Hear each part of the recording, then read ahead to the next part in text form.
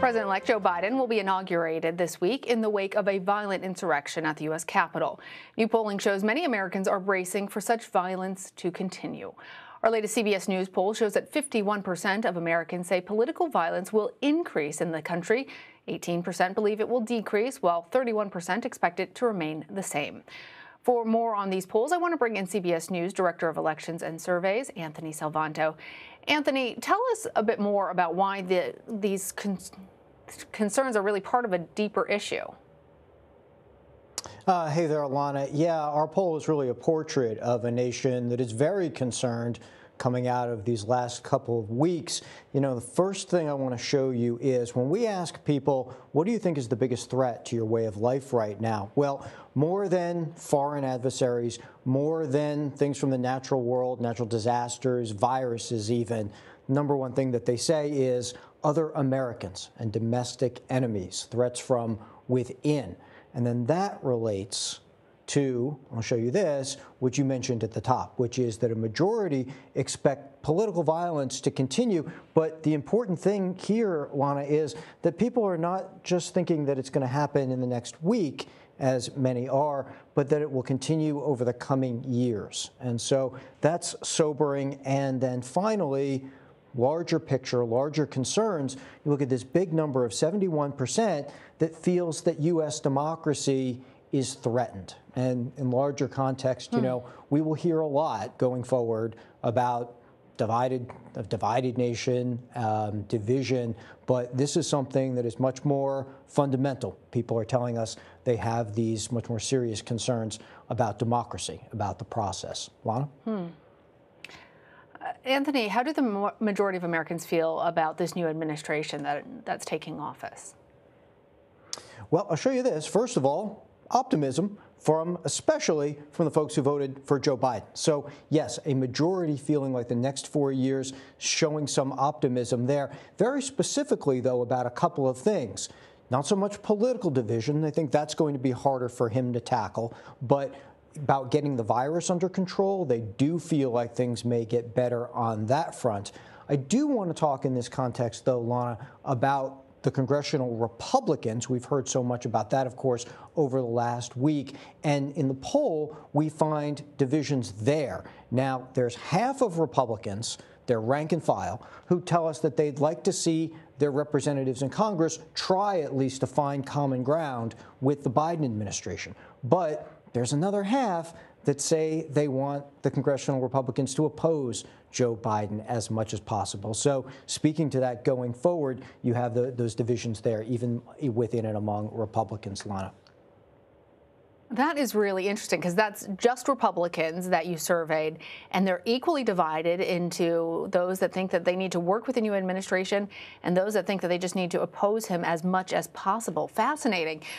Talk to us a little bit about the vaccine, the coronavirus, and U.S. sentiment around those issues. Yeah, sure. I'll pull up those slides for you.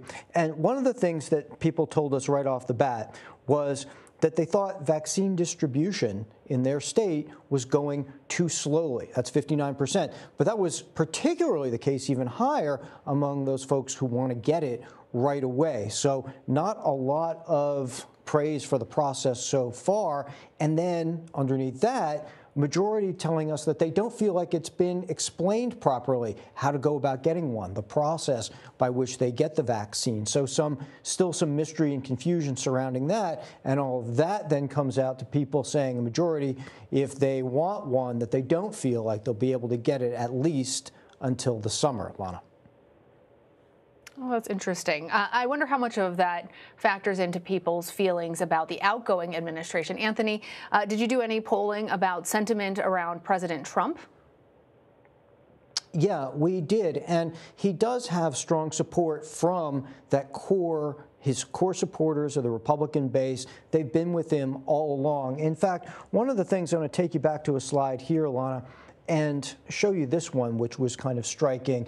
Half of Republicans say that even after Joe Biden has been sworn in, they still won't consider him as legitimate. This half, these Republicans, are much more likely to be strong supporters of President Trump. Obviously, you know, receiving a lot of the messages and the things that the president has been saying in the wake of the election there. And then, speaking of that kind of support, you know, this week with impeachment, these Republicans overall were more likely to be among those who said that the Republican members of Congress who did vote to impeach were not principled, but rather disloyal. Anthony, I don't know if you have this information on hand, but I'm just curious about the previous slide that you showed us, that 51% of Republicans feel like Biden is not the legitimate president of the United States, even after being sworn in. How does that compare? You've been doing this for a while. Do you know how that compares to sentiment in years past, particularly in the last election where Hillary Clinton won the popular vote but then lost the Electoral College? Did Democrats feel similarly, like President Trump was not the legitimate president? Well, you know, there's been a lot of unique circumstances around this election. So any questions and any measures might not be exactly analogous. This is something that we've seen in recent months, though, in recent weeks, where initially a higher percentage of Republicans said that they would think of Joe Biden as not legitimate or not the legitimate winner of the election. And then that's moved a little bit. It's not quite the same question, where you see now, even after he's sworn in, you still see this half who say no. And again, part of this sort of dovetails with a lot of their measures about what they believe happened in the election, and that messaging from the president has very clearly, I think, gotten through for that core part of his base. Not for all, and these are some of the splits in the Republican Party we're going to have to watch going forward, but certainly for many. Interesting. All right, Anthony, thank you.